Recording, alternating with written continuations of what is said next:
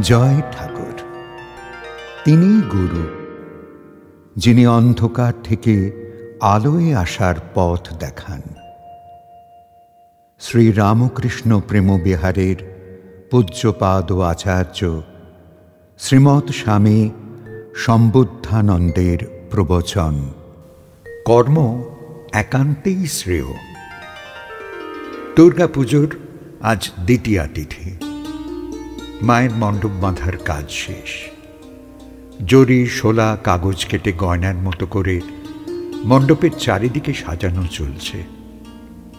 টবে করে ভালো ভালো ফুলের গাছ এনে বসানো হচ্ছে প্যান্ডেলের সামনে, এপাশে ও পাশে। এর মধ্যে একটা লরি এসে লাগল। কয়েকজন বড় মহারাজের কাছে গিয়ে কথা বলে এলেন। মহারাজের আদেশে আমরা মাল নামাতে চলে গেলাম। প্রচুর চাল, আটা আর তেল, কিছু মশলাপাতিও ছিল। এসব নামিয়ে ভাণ্ডারে রেখে এলাম আমরা। মহারাজ বললেন, কি মনখানা! একবার ভাবলি কেমন প্রাণ ঢালা সেবা করেছেন ভদ্রলোক। একবার ভাব তোরা। আমরা নাম জানতে চাইলাম। মহারাজ একটা কাগজ এগিয়ে দিলেন। পড়লাম। সবিনয় কাতরভাবে জানানো হয়েছে যেন তাঁর এই দান নরনারায়ণ সেবায় লাগানো হয়। পরে উনি সাক্ষাৎ করে নেবেন। বিশেষ কারণে তিনি নিজে এসে দিতে পারেননি, তাই তাকে যেন ক্ষমা করা হয়। অবশ্যই তিনি দুর্গা মাকে প্রণাম করে যাবেন। দূরেই থাকেন, তাই প্রতিদিন আসা সম্ভব হবে না। অবশেষে লেখা, এই দিন ক্ষীণ হীনবুদ্ধির শরীর নিয়েও একবার অন্তত আপনার চরণ কমল স্পর্শের বাসনা নিয়ে অপেক্ষা করছি। মহারাজ বললেন, দীনতাটা একবার দেখ তোরা। এইটা ভুলিস না বাবারা। কাজ কর, আনন্দ কর, অনেকের সাথে মেশ, তবু বিনয়, শ্রদ্ধা আর মূল্যবোধটা যেন বজায় থাকে। মূল্যবোধ গেল তো সব গেল। ওইটি বল বাবা, ওইটি বল। ওইটির কি অমোঘ শক্তি, যত বয়স বাড়বে ততই উপলব্ধি হবে। দেখতে দেখতে মহাপঞ্চমী। দেবী মণ্ডপে আসেন। চারিদিক এক দিব্যতায় ভরা। পুজোর ষষ্ঠী লেগে গেল। মহা ধুমধাম করে ঢাকে কাঠি পড়ল। আমরাও মেতে উঠলাম আনন্দময়ীর আরাধনায়। নতুন পুরনো নানান মানুষের আনাগোনায় সপ্তমী মহা আনন্দে গড়াল। অষ্টমীতেও খুব আনন্দ হল। সন্ধি পুজো ছিল রাত্রি 8টায়। বেশ ভিড় জমে আছে। শান্ত মণ্ডপ, ভক্তের ভিড়ে খুব মনোরম লাগছিল। সন্ধি পুজো শেষ হল। মহারাজ বললেন, দেখ, সেই ভদ্রলোক এলো না তো রে। সে যে বলল পুজোয় আসবে, কি হলো? আমরা বুঝতে পারলাম না। এ ওর মুখ চাওয়াচাবি করছি।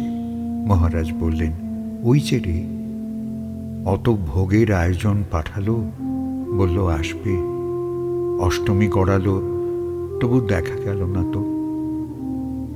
এসে আবার আড়ালে আড়ালে থেকে চলে গেল না তো। মুখের কথাটা শেষ হলো না।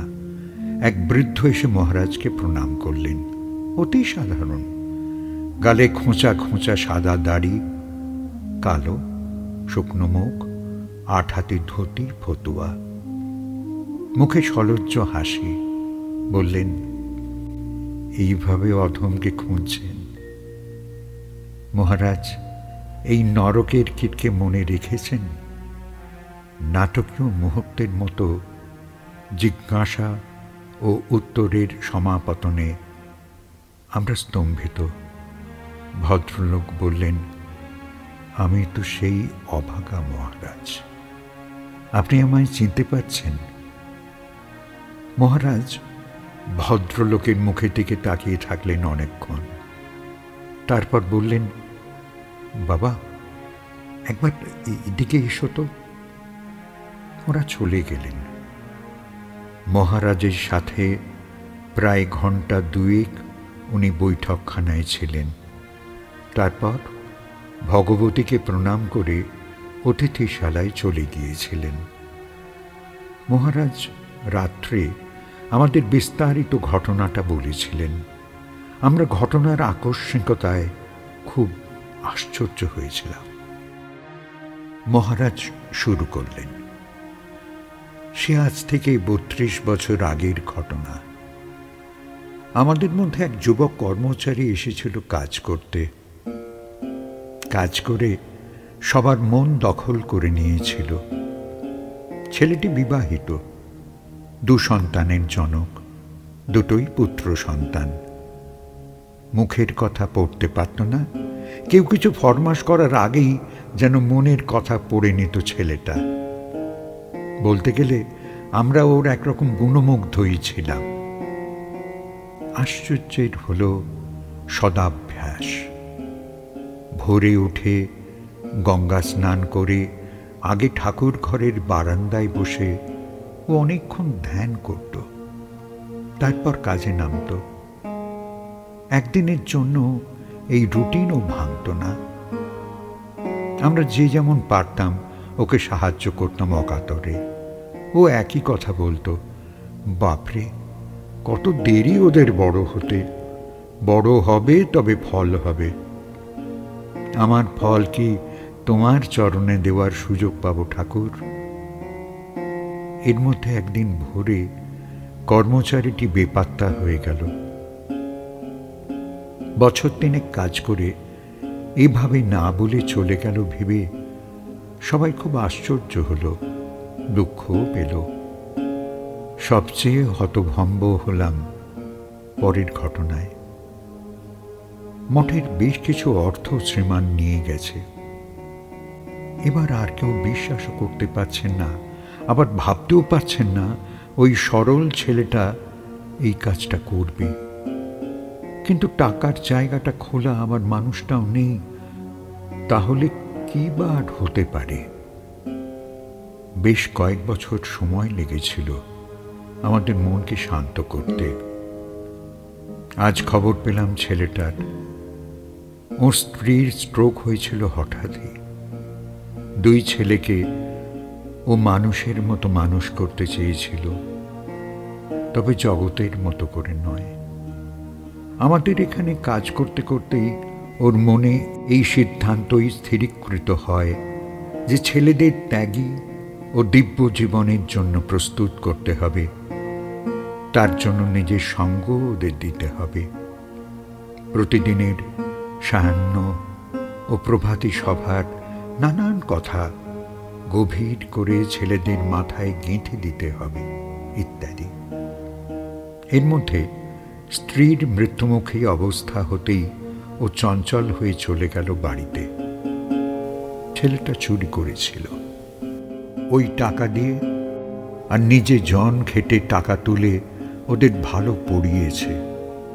দুজনই এখন প্রতিষ্ঠিত, একজন ডাক্তার, একজন মাস্টার। এবার ওরা মঠের কোনো শাখায় ফিরতে চায়।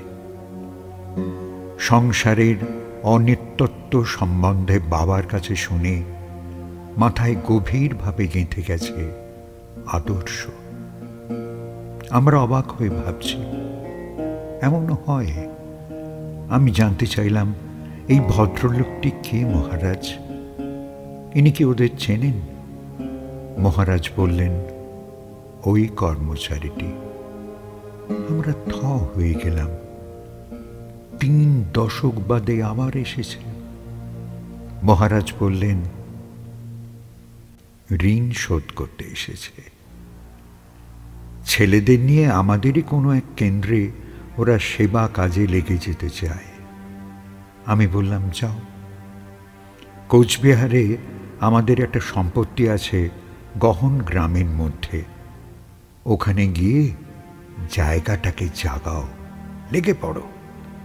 ছেলেটির খুব বুদ্ধি, বরাবরই চোখ নাক কান খোলা। ও বলল, একটা জায়গায় 3 জন একসাথে কেন মহারাজ? ওরা একজন শিক্ষক, একজন চিকিৎসক, ওদের মা মারা গেছেন। ওদের এইভাবেই শিক্ষা দেওয়ার চেষ্টা করেছি। আপনি ওদের ঠিক ঠিক জায়গায় পাঠিয়ে দিন। আর সময় নষ্ট নয়, আমি অনেক দেরি করে ফেলেছি। ওরা শ্রীরামকৃষ্ণের পায়ে নিজেদের সঁপে দিয়ে মঠের ঋণ শোধ করুক। আমি উপায়ান্তর না পেয়ে জঘন্য কর্ম করে ওদের পড়ালাম। তার ঋণ ওদের এই জীবনে শোধ হবে না। তবু স্বার্থপরের মতো শুধু নিজের ইচ্ছা চরিতার্থ করতে এত কাণ্ড করেছি। ক্ষমা করবেন মহারাজ। আর আমায় যদি দয়া করে আপনাদের এই মঠে রেখে দেন, তবে নিজের সাধ্যমতো কাজ করে নিজের জীবন ধন্য করব। মহারাজ বললেন, আমি রাজি হয়েছি। তারপর পুজো শেষ হয়ে গেল এক এক করে তিথি ধরে ধরে। আমরাও যে যার ঘরে ফিরে এলাম। মাঝে মাঝেই ওই কর্মচারীর কথাটা মাথায় আসত। নিজে নিজেই আনমনা হয়ে দুঃখ পেতাম। ভালো করে যদি একবার আলাপ করতে পারতাম এই ভেবে। মহারাজ ওর কথা আর তোলেননি, আমিও তুলিনি। একবার মঠের অতিথিশালায় রাত কাটিয়ে ভোরবেলা বের হতে গিয়ে দেখা হয়ে গেল মানুষটার সাথে। বেশ ভালো করে দেখলাম। তারপর জিজ্ঞাসা করলাম, কবে এসেছেন এখানে? উনি বললেন, তা বছর 2 তো প্রায় হলই। আমি হিসেব করে বুঝলাম যে সময় উনি এসে সমর্পণ করেছিলেন নিজেকে, সেই সময়টাই হয়তো হবে। আমি বললাম, আপনার হাতে ওসব কি? উনি বললেন, পায়ে ধরে দাদাবাবু, কাউকে যেন বলবেন না। এটা ব্রাশ, ঝাড়ু, বালতি। বাথরুমগুলোয় একটু জল দিয়ে যাই। শুনে আমার বাকরোধ হয়ে গিয়েছিল। কি বলতে হবে ভুলে গেছিলাম। গেস্ট হাউস থেকে বেরিয়ে বাগানের পাশ দিয়ে যখন মহারাজের কোয়ার্টারের কাছে এলাম, তখন দেখি মহারাজ দাঁড়িয়ে আছেন। আমি প্রণাম করলাম। মহারাজ দূর থেকে দেখতে পেয়েছেন আমি ওর সাথে কথা বলছিলাম।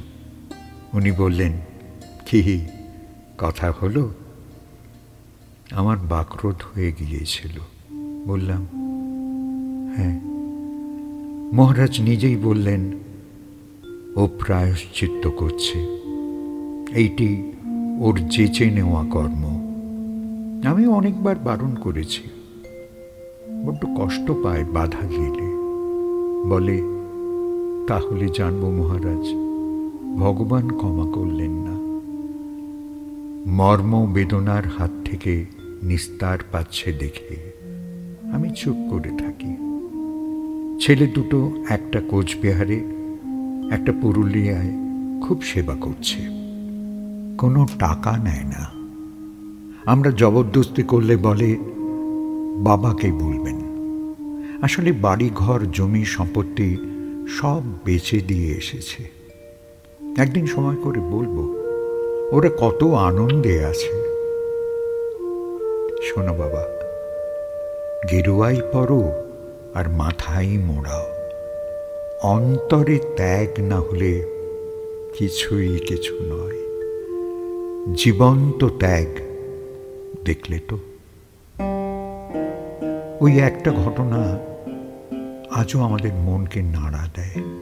ভাবতে ইচ্ছা করে একান্তে কি না হয়।